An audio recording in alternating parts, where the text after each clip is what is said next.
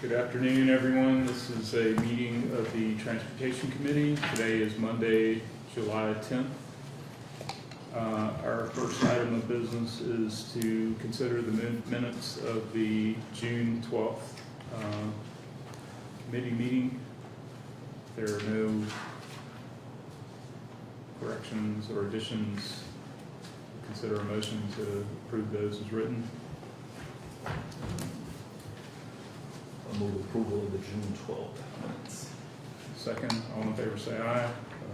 Aye. All right. Next up, Mr. Alexander. Good afternoon, committee. My name is Colin Alexander. I serve as senior planner with the Birmingham Department of Transportation. And I wanted to provide you guys an update.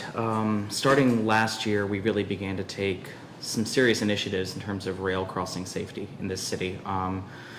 Counselor, your office partnered with Operation Lifesaver and did a lot of work around Rail Safety Week last October. I hope you're planning to do that again. We also began initiating, we partnered with Norfolk Southern, we installed quick curb delineators at 4 rail crossings. At 3 rail crossings. We have 4 more that are planned in the future, which are designed to prevent vehicles from driving around gates when they come down. And we just got some really exciting news that I wanted to share in regard to those efforts. Last year for 2022, we had 8 rail crossing incidences in which a train had a collision with a car, a pedestrian, or a bicycle in the city limits of Birmingham. 2 of them were fatal. This year to date, we have had 0. Again, we're only about halfway through the year, so there could be some, but at this point, we are ahead of schedule from where we were last year, and a lot of that is due to the safety efforts that we have taken on and that we will continue doing. So I wanted to commend the committee and also just give ourselves a shout out for the work that we're doing. Cool. So 0 fatalities or 0 incidents? And remind me where those crossings are. The crossings that we've installed quick curb at include Brussels Avenue, 15th Place Southwest, and I believe 17th Street.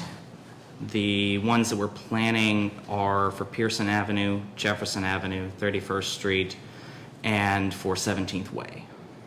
Okay. And the 2, I know the 2 on the west side in particular were the ones where it had the highest number of yes, 15th in particular was the intersection where we had both of our fatalities last year. Okay, great.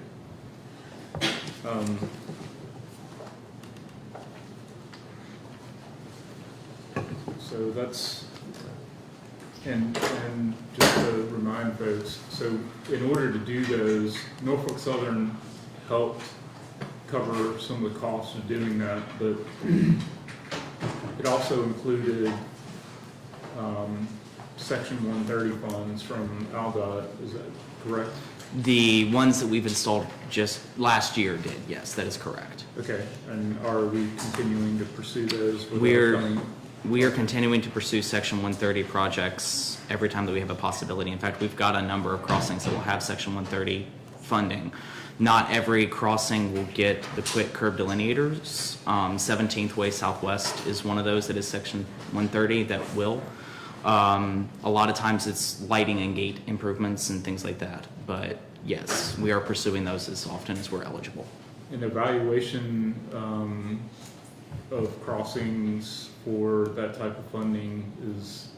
It is entirely ALDOT based. ALDOT has a database of their most dangerous crossings, and they are working through those methodically. So they contact us when we have a crossing that is eligible and there's funds available. We work together to determine what improvements need to happen at those crossings and move forward in partnership from there.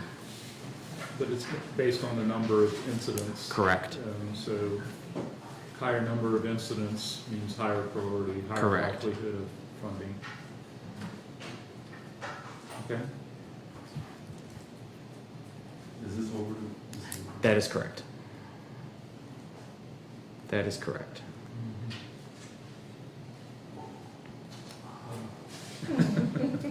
Yeah. It's interesting to learned some of the stuff about why that works. Apparently, people are afraid of their cars getting scratched. So they're more likely not to go around them because they don't want their car getting scratched. I don't know. Anyway. Cool. All right. Any other additional information on rail safety? Not at the moment. Okay. Thank you. All right. I'm gonna skip over the next one on our agenda. He has been asking, items the update on traffic calming. Is that you also, Colin? Yes, I will speak to that. So here, I can tell you the update in terms of what we have done since May. Our crews have successfully installed speed cushions on 5 Mile Road, which was a big project for our crews to install. So that project has been completed. We are still working as methodically as we can through our traffic calming list. I will say this, there's a couple of staffings, just background information for you guys to understand. The first is, we have limited capacity in terms of what our roadway crews can do. They typically can install one of these roads a month on average. During the summer months, we have a big priority to catch up on striping at the moment. So a lot of our capacity is going to striping, and we're taking on the traffic calming projects as we can. The other part of this is that our traffic calming team, the design team, is going through some transition, staffing-wise. We hope to have those addressed by the end of this month, but that has led to some delays in terms of work orders going out and things like that. So hopefully in the next month or so, we'll be able to smooth those out. And then as we get into the cooler months and we start to focus away from striping, we'll hopefully pick up some of those traffic calming projects. I'll add a note that was a really great explanation, Colin.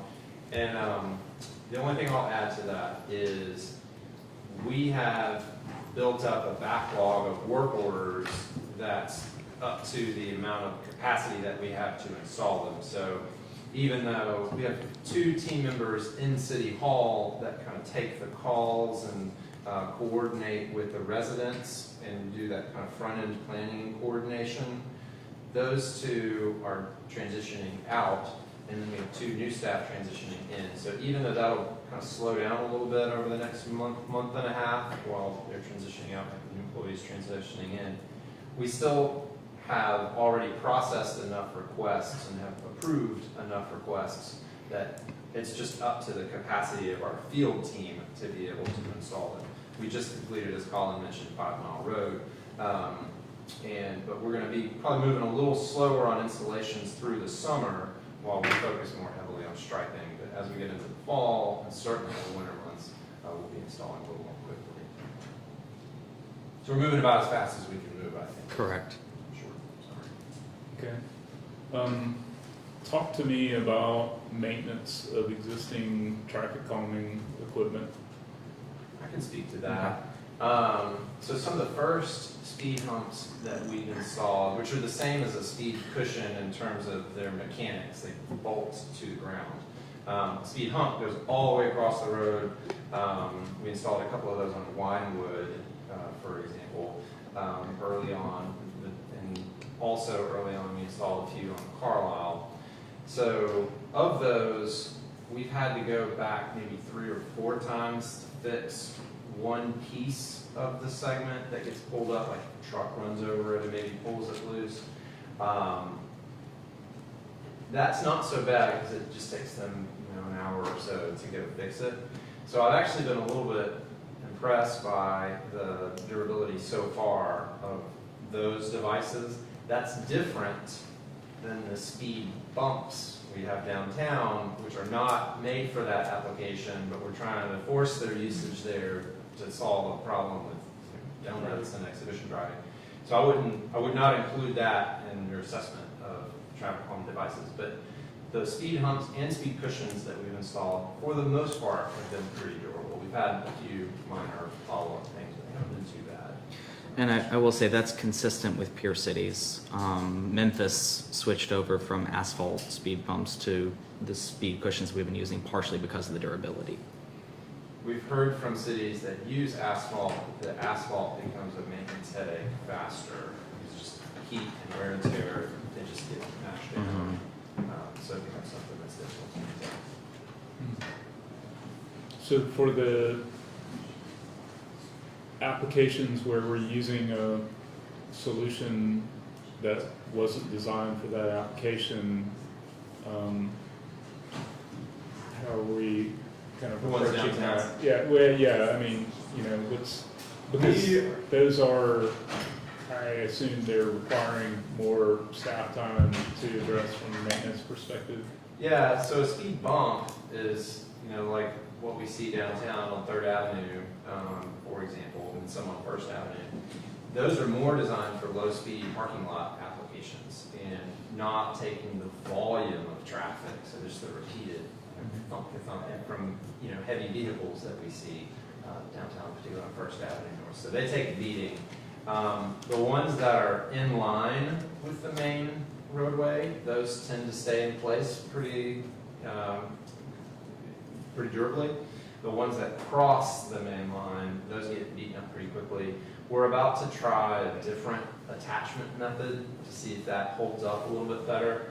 And so, I'll spare the details of that, but we're going to try a different attachment method to see if that works. If that doesn't work, then I think we have to step back and reevaluate how we're using them. It may be that we still use them in line along the roadway, just because that seems to hold up, and I think that maybe accomplishes a deterrent for the people doing donuts in the intersections. But my hope is that this new attachment method will work better. But if it doesn't, I think we'll have to step back and kind of reassess. Okay.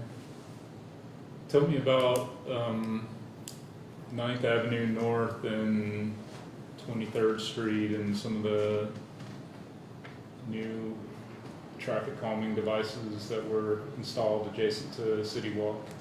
Yeah, so that street is actually not owned by the city. So that street is a part of AlDOT's right-of-way. And so they have been working with the Civic Center to manage that space. So that's why you'll see a section of it gets closed off pretty regularly for events. That's done and managed by the Civic Center in coordination with AlDOT.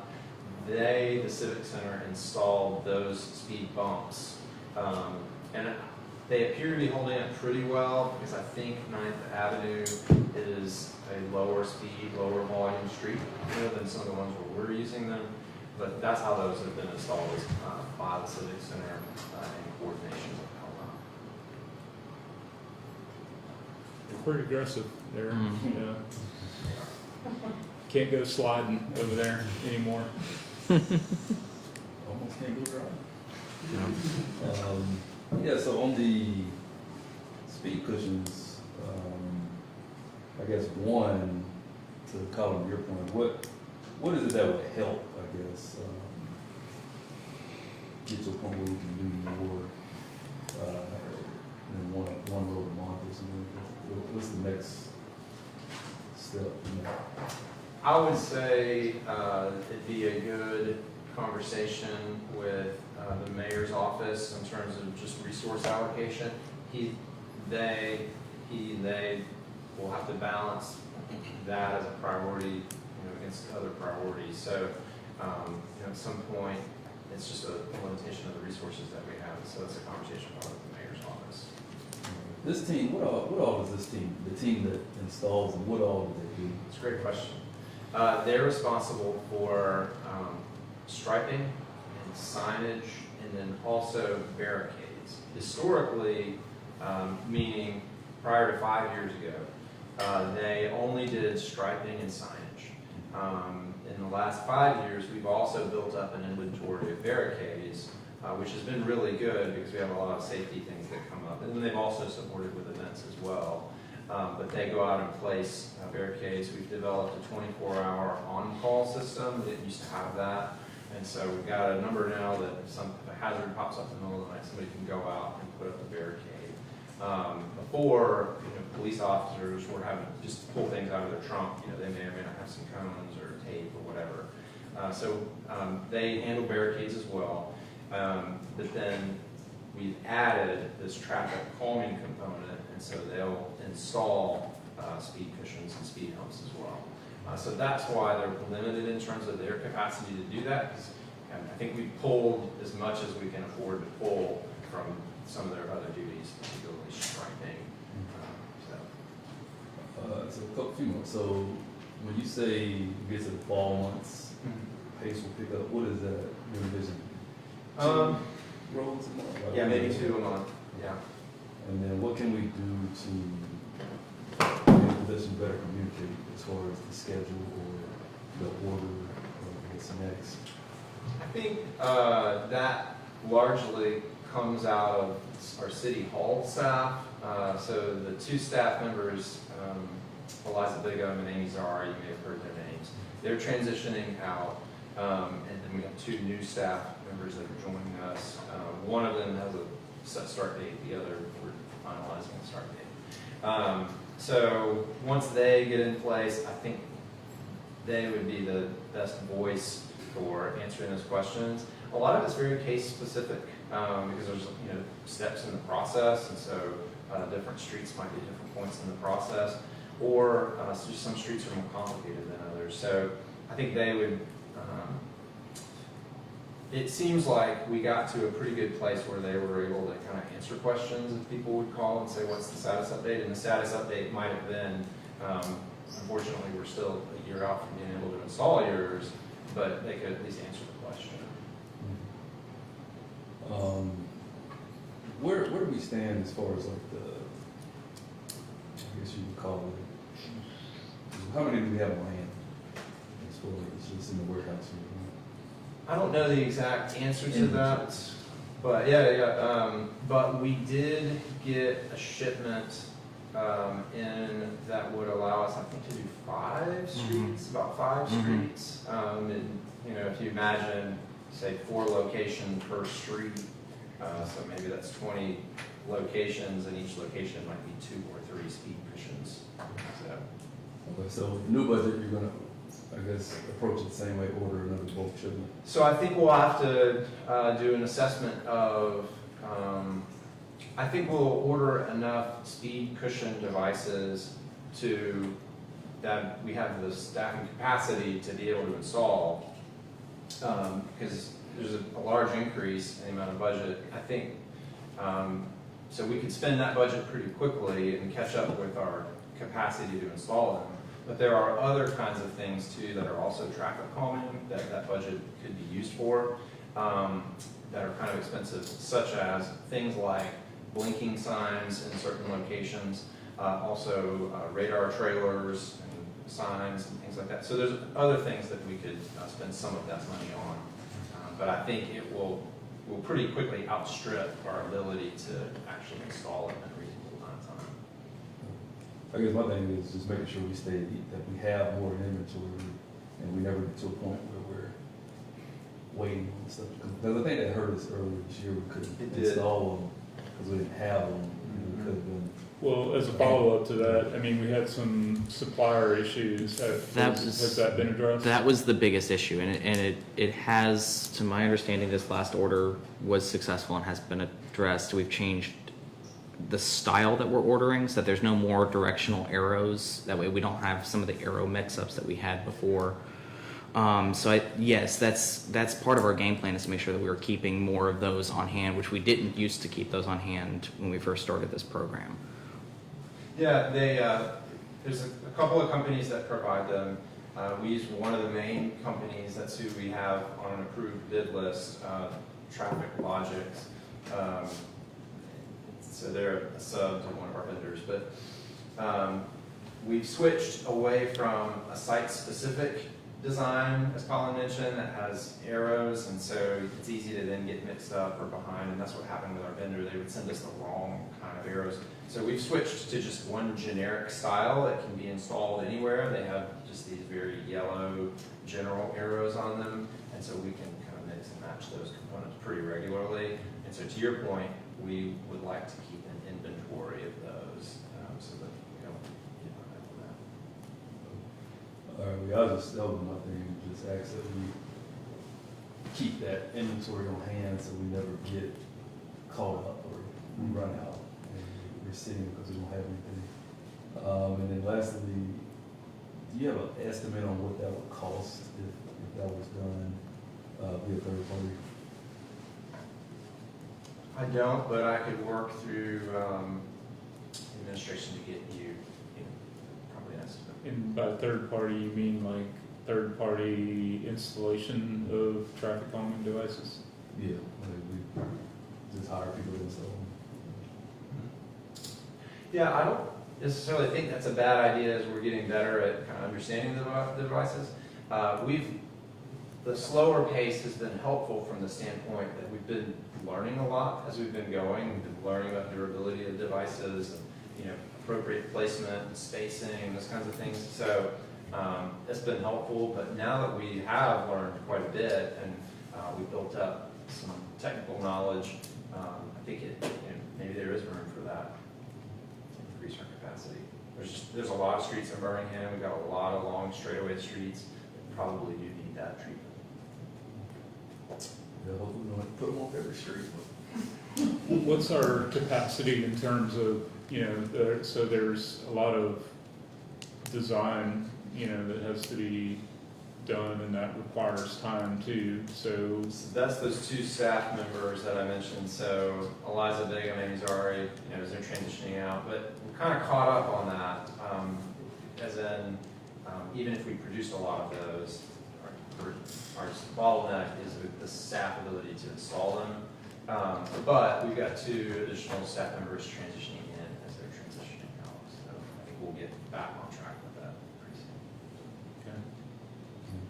So, The process itself has been smooth as far as getting, making a request, whether it goes to the neighborhood or straight through DOT, but just that initial process of working towards approval has been smooth. Some of them get you approved, they're getting approved, and then they're going into this. Yeah. Yeah, I think we're up to like over 160, maybe getting close to 200. We're close to streets. 200, and it may feel like an abyss. They're not forgotten. We've got them planned out. It's just a matter of having the staffing you capacity. mean the to-do list? Right, There's right. 200 on the to-do list. They're all. You're talking about requests. We have yes requests, not the to-do list, but in terms of number of streets that have requested for us to investigate. I think we are up to, if I remember right, we were up to 10 or 12 streets ready to start the installation process when we have the capacity. I got a quick question. Sure. Do you guys have any, I'm piggyback off what Councilman Wood said, because we tend to get hit a lot. I just got a call when I said that we were wild. I know we've talked about that before. Like, what is the process for the community to understand? Because people tend to think that, hey, you can just tell DOT that we need speed bumps, and that's clearly not how that goes. So we have a literature or a fact sheet or one page that we can easily give the community to say, this is what it takes to, start a speed. So we do have a link on our department's website to traffic calming, which will break down our traffic calming policy, and through that can direct people to how the process is in terms of putting in a request, who you communicate with, and how we go through that whole process. I know there have been requests about one-pagers from counselors about traffic calming. That's been something that we've been wanting to get to, but in this transition period in City Hall staffing, we haven't had a dedicated person to put that together. So I think as we transition into new staffing, now that we are kind of to a point where, as Director Fowler is saying, our bottleneck is on installation, I think that gives us some time to start putting together that kind of a one-pager. Yeah, because everybody doesn't get on the internet. I think that's where we kind of get lost in the shuffle that, Sure. Everybody has access to computers and they really don't. Sure. I mean, It's so I think- totally Even understandable. if you do, good luck finding something on the city's And website. so I think, in all fairness, that you got an obligation to educate the community when it comes to to things that they wanna get done or what they wanna see, I would like to know, because I don't like to be out like guessing at this, I think this is A, B, C, and how we get there, so it's an educational moment for me as well. Yeah, I think that's completely fair. I think, you know, over the last 2 years, we've mostly been putting out the fires at the start of this traffic calming program. I think now that we're getting into a rhythm, and once we settle in with this, through this staffing transition, I think we'll be able to be at a point where we can start focusing on getting that kind of a piece out. So, is it a way that, you know, if I'm just trying to think, like, how can the counselors be assisting? We have a whole PIO team that we can say, like, I had Kim to do me something, like, do you know the role of the public safety chief? Mhm. Like, can you get the basic information to us and let us disseminate it to our PIO team, let them create the one page? I think we can, let us talk about that internally with our staff first, then we can coordinate our PIO team in the mayor's office with the council PIO team and kind of work on how to publicize that information once we put it together. Yeah, I think that's a great request. We can definitely Yeah. Get some I information. always have to be in some of these neighborhood meetings, I- stalling at you and people Sure. think that, and I'm the type of person is, if I don't know information, I don't talk about it. No, I Sure. just say, hey, we send requests to the mayor, but I like to be very informational, so I can stand and, you know, say, this is how this goes. So I would definitely like to, you know, see, you know, you guys step that effort up. And also, what's the update on Wilkerson, right in that little area? I know we talked about that you Yeah. guys were doing something around Tug and that Wilkerson school zone. So in terms of, this is another part of it, again, that kind of goes to, as that same crew has capacity, we are beginning to slowly install school speed zone signage. This is going to be a process. We have so many schools that we're going to have to install these at. So we're taking them batch by batch. We have done our first round of designs we did in May, and we've put out work orders for our crews to go install. Wilkerson was one of the first schools to be installed with that. So I would have to check back on an update in terms of where they are capacity-wise, but Wilkerson's in that first tier. We're getting to a point now where we feel we can start designing the second group, and we're just going to sort of tackle them step by step, methodically, starting first with schools that are on our traffic calming list. Or is there we've talked about this before, is there a state sort of deadline, you know? There's no deadline. It's an unfunded mandate by the legislature, so we're required to do it, but there's no compliance deadline, at least not in the state legislature language that was passed.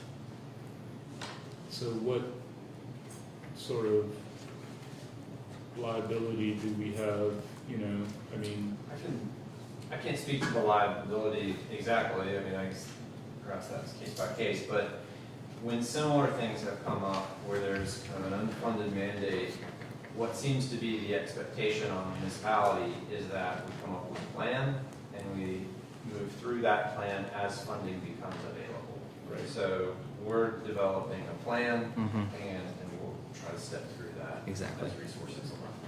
so as long as you're demonstrating intent. Correct. Yeah, got it. And I have one more question, Colin. You could just provide me an update, Grand Boulevard. Yeah, DW of Clemens. And, Cassidy.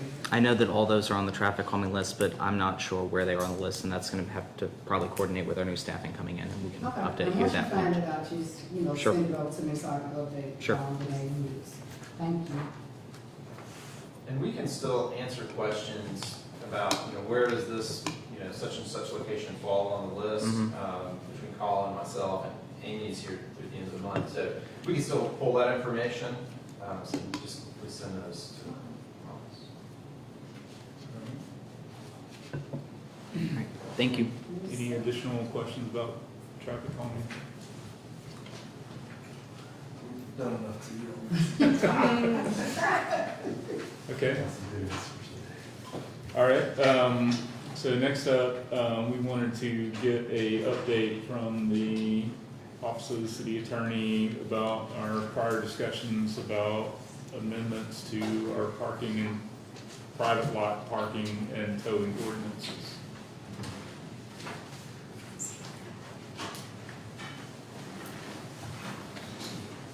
Okay, Julie Bernard with Office of the City Attorney, and this project has been, collaboration with VDOT.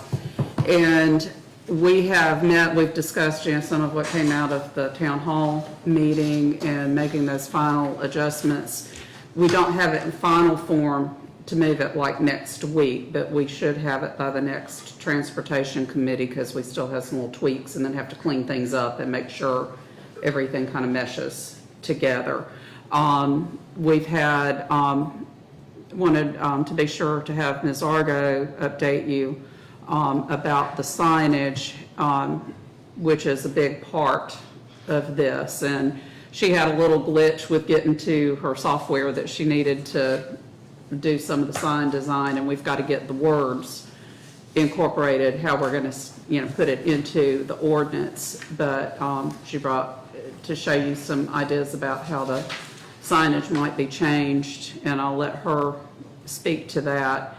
But we've got just a little more polishing to do before it's ready to go, in final form to the city council. But we can come back at the next meeting with that final product ready to move. And speaking specifically to the signs, so here's our school of thought.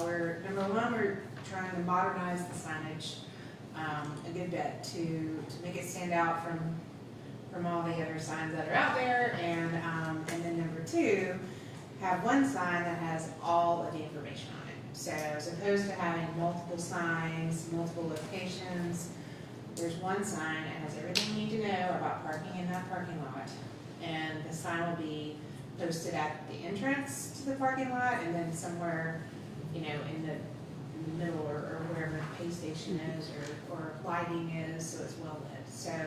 So that is how we're cleaning things up and making it more accessible. So this is uniform signage for operators of private paid parking lots. That they will have to install. Okay. And, if you're using towing or booting on other lots, there will also have to be signage warning people of that fact, even if it's not a paid lot. Mm-hmm. So. So this is kind of the general look and feel, and we'll go back in and add specific language that is outlined in the ordinance about numbers to call, and, this is the company and whatever all pertinent information that will need to be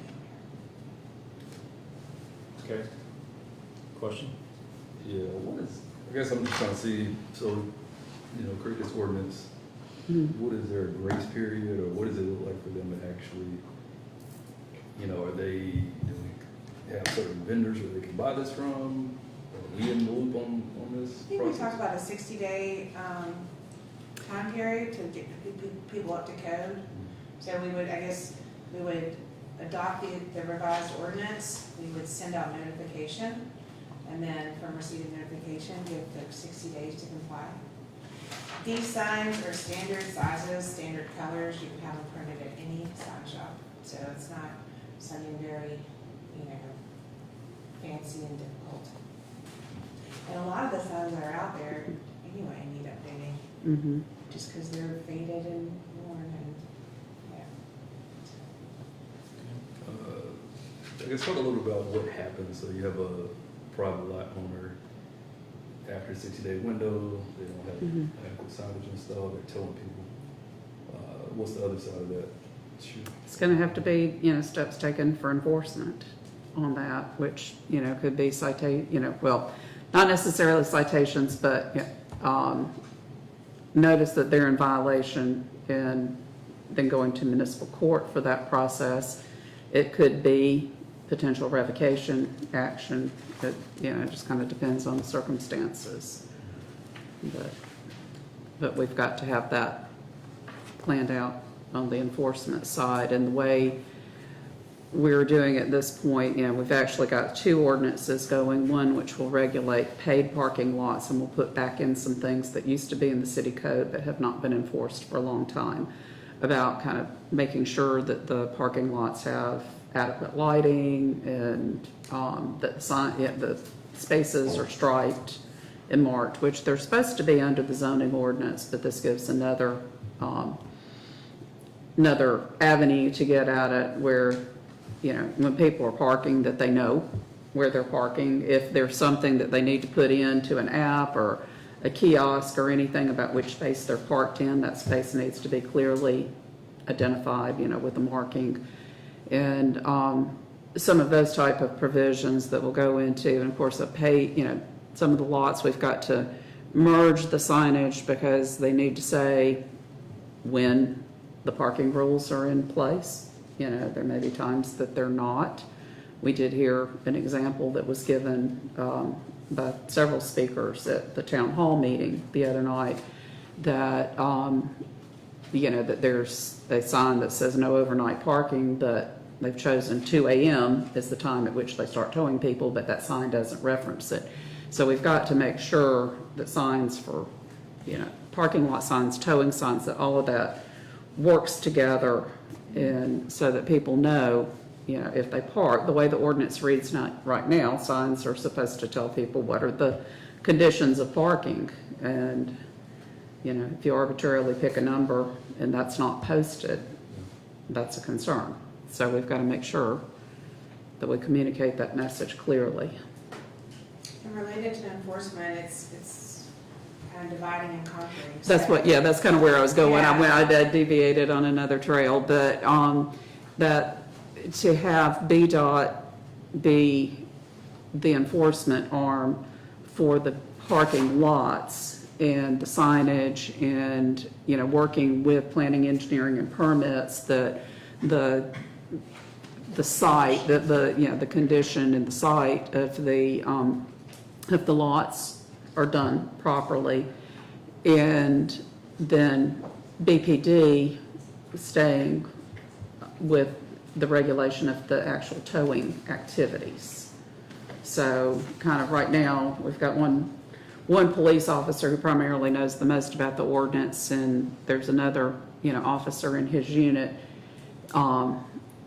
But to have BDOT be able to take over the part about making sure the signage and all of that part is taken, so that's kind of the divide and conquer, is to have two eyes looking at it. So if the police get called out and they see signs aren't up or something like that, then obviously they can deal with it. But the day-to-day, make sure everything's in compliance, will go to, on that end, will go to BDOT.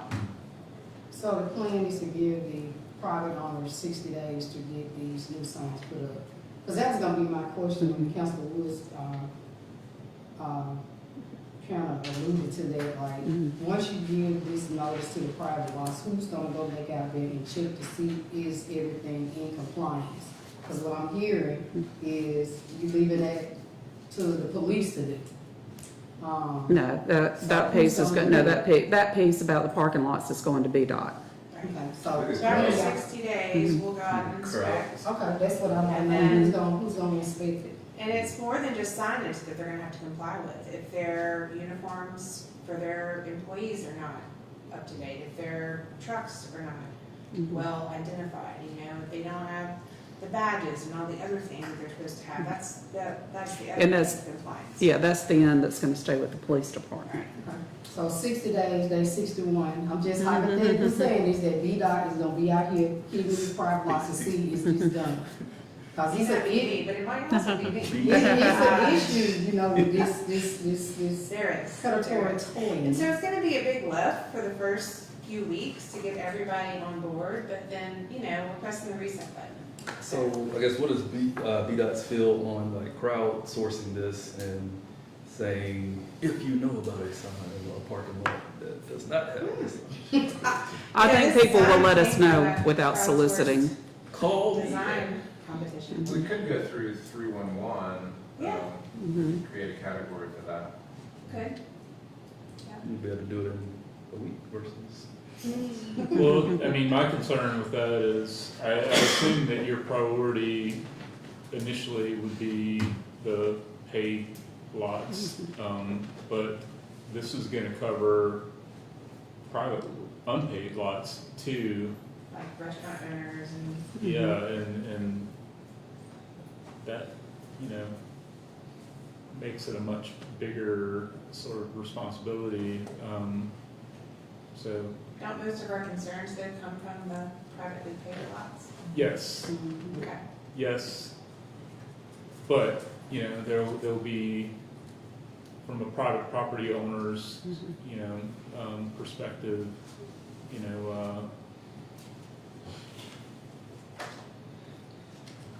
can, see some issues, but.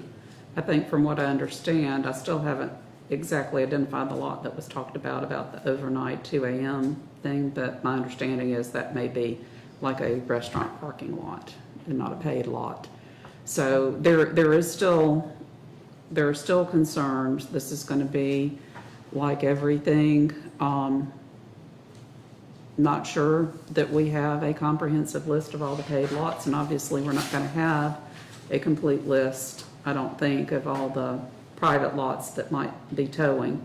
We're supposed to have lists from the towing companies about where they tow, but, we're going to have to get that information from the police department. We're going to have to see if those have been kept updated. And like anything else, there are going to be things you don't know. And it's just going to have to come about by complaint or finding it in the field. There's the low-hanging fruit, and then there's the a little bit harder to reach, but you find it, or you kind of know where to go to look for it. But then there are those that are just going to have to come about. So the towing company is supposed to provide you guys a lot location where they tow people vehicles to, correct? They're supposed to be providing that information to the police. So not necessarily to the city of Birmingham, all right? Well, that's to the city. Okay.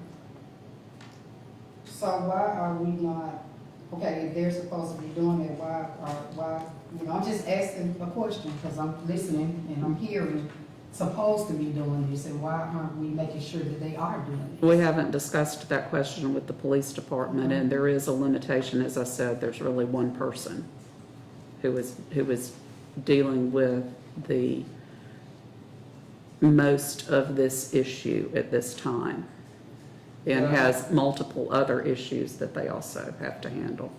Yeah, I would add to that. I mean, certainly, starting tomorrow, VDOT's not going to be, overly resourced to go tackle this issue very greatly.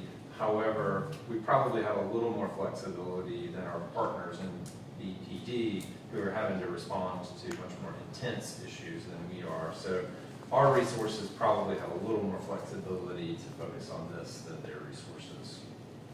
And also, don't we also permit these private paid lots? So, Well, they should have a business license. The permit is the ordinance. so I would think that as a part of that permitting process, that we would make them specify that if they're doing, what do you call it, involuntary towing? Yeah, non-consensual, but yeah. Non-consensual towing, that they Yeah. have to specify where their impound lot is. Yeah, who they're using. Give us some details, what's their criteria for towing somebody. Okay.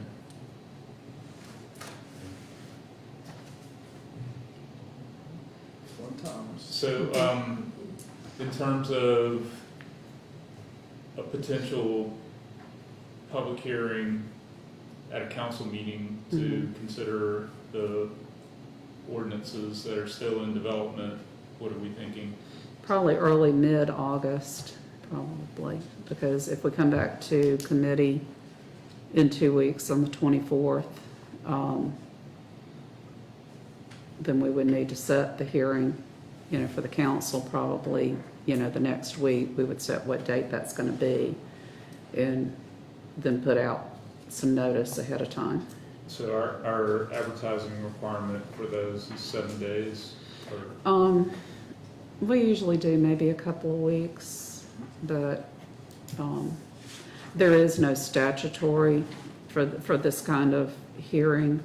There is no ordinance or specific, ordinances can be adopted without hearings, but with something like this, we've usually recommended we do a hearing. Potentially, if we advertise, August 1, give it 2 weeks, we could be at council August 15th. Well, you'd take it to council. Well, I guess we could have put it, if we come back on the 24th, we could put it on the 25th for the council to set the hearing and have it advertised in that time period. Okay. So go over that with me again. So at So, council, what date? The 25th to say we're going to hold a hearing and set the date of that hearing and have the council direct that there be that July date published. 25th or- July 25th. we're going to announce it. And then on August, and then 2 weeks, August 3rd. Well- Have it? No, it would be published that next week. It would be published sometime that next week. So either the 8th or the 15th. Let me just look at that. Okay.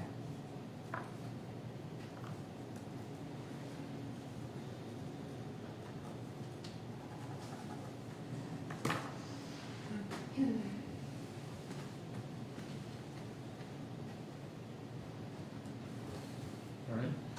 Any additional questions? If not, we're at item 4. Motion to adjourn? I got another, I guess, a new business. Yeah. I wanted to ask while we got DOT about, I got a honorary kind of street dedication to a portion of the street. It's somewhere up there with Joe. I'm trying to close the loop on, what we need to do to get that out of, I guess the existence reason. I can speak to that. So a lot of these, I'm not sure which one, what's the street? Can you tell me the street?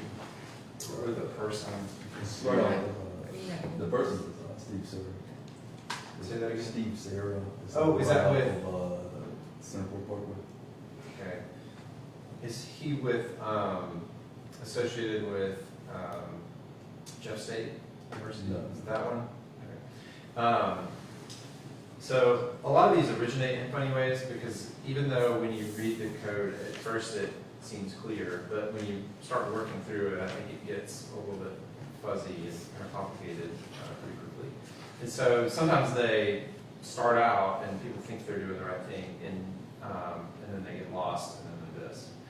So I would like for our office to assist in maybe either revising the ordinance, I don't know that the ordinance needs to be revised, but creating a help sheet or something to go with it to help people start the process.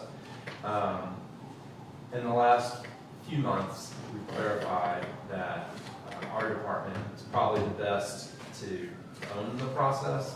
If you read the ordinance, it touches a lot of different departments, but our office is probably the best for managing that. At the moment, while we're going through a little bit of staff transitions, I'm managing those, and so that has created a bit of a bottleneck. But I'm gonna just try to work through them kind of one by one and get them processed as quickly as we can. So I'm trying to keep them as simple as possible. There are a few that, so a lot of times they get started and they spin around administratively into this before they get to our office or to our desk, before we see them. So there's a few that have kind of risen up to our office that way, so I'm trying to knock those out first. This may be one of those two. 13th Court Northwest. And theirs are really like shorter than 2 blocks. Yeah, and none of them are usually technically complicated to implement. It's just, we just have a process that we've set up to go through. And it's not a bad process, but it's just an administrative task. And so right now I'm working on those. I'll work on those. Just make sure it gets to me. Yeah, I'll shoot you another one.